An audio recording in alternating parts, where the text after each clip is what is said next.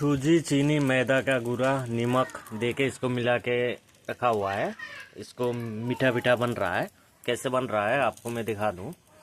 ये इधर मैरिनेट करके रखा हुआ है। इधर से थोड़ा सा लेके इधर डालना होता है। उबले हुए तेल में डालेंगे।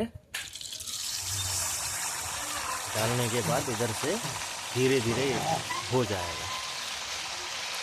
ऐसे धीरे धीरे होता है, मैं आपको दिखाऊं। देखिए धीरे धीरे से फूल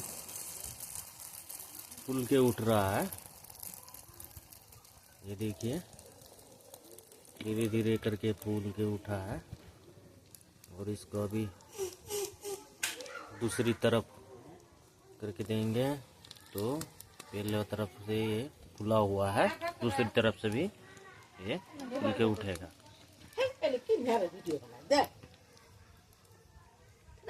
একটা ফোন করবি তো কি বড় ভিডিও রে তাহলে ভিডিও করি কি পাবি